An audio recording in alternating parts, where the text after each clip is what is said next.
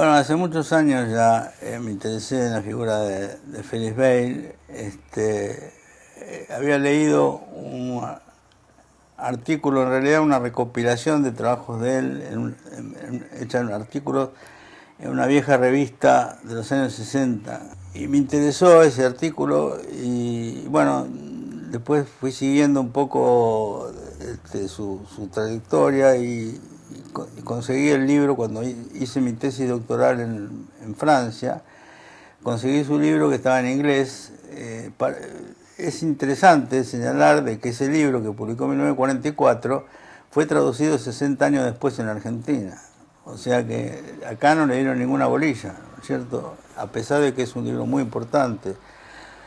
Bueno, a raíz de eso me empecé a interesar en el personaje, me di cuenta que era importante, sobre todo porque había creado con su dinero la que después fue famosa Escuela de Frankfurt, ¿no? Y no solo ya me interesó este personaje, sino que me interesó también la vida de su padre, ¿no? Que es casi la antípoda de él en algunos sentidos, porque el padre es un judío alemán de origen campesino, no los judíos de las grandes ciudades, sino directamente campesinos, que vino a la Argentina y hacia 1888 y aprovechó el gran boom de los cereales, de la exportación de cereales de los años 90.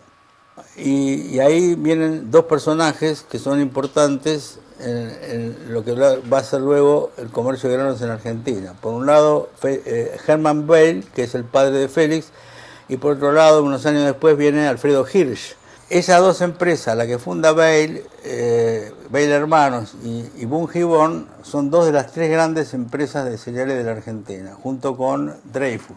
La historia del padre y la historia del hijo son interesantes porque el hijo va a adoptar unas posiciones políticas, económicas, ideas que son todo lo contrario a lo que había hecho su padre, ¿no? Su padre le había dedicado a hacer una fortuna y él se dedica a criticar la fortuna de esos afortunados comerciantes de granos y estancieros de la Argentina agroexportadora, ¿no? Aun cuando él estuvo ligado a la empresa de su padre, al final terminó dejándola y por el contrario puso el dinero que él tenía como heredero de esa fortuna al servicio, yo diría directo de la revolución, pero sí de la formación de dirigentes, de cuadros revolucionarios, de cuadros teóricos, especialmente marxistas, porque él cuando a los 9 años él va a estudiar a Alemania, los padres lo envían a Alemania, ¿no es cierto? Y en Alemania él se encuentra, bueno, en primer lugar estudia la escuela secundaria y universitaria y se encuentra después en plena guerra, ¿no? Durante la guerra incluso él colabora en el ejército alemán, ¿no? Después de la guerra del 18 hay una gran sublevación en todos lados, en las filas de los soldados, en los obreros, los campesinos, etcétera. Se toman muchísimas ciudades por parte de sectores populares y se produce lo que se llama la Revolución Alemana. Y él en ese momento comienza a participar en organizaciones estudiantiles y va, digamos, profundizando sus conocimientos de lo que es el marxismo.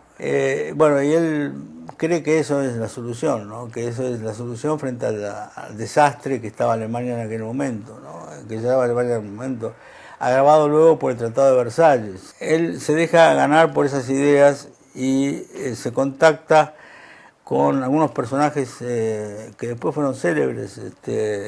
Él se hace muy amigo de Clara Zetkin. Clara Zetkin era una de las principales dirigentes comunistas de la época, muy cercana a Rosa Luxemburgo.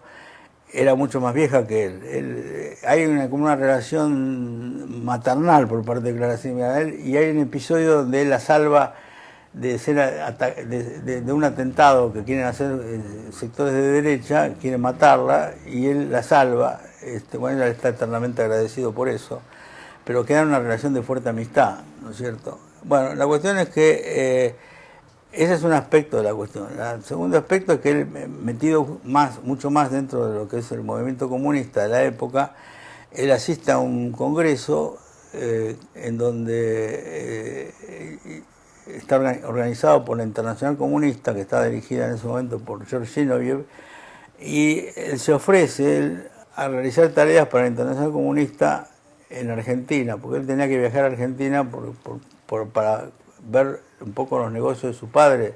Bueno, la cuestión es que él se ofrece para, aprovechando su vuelta para ver su negocio, se ofrece a hacer trabajos para la Internacional Comunista en Argentina.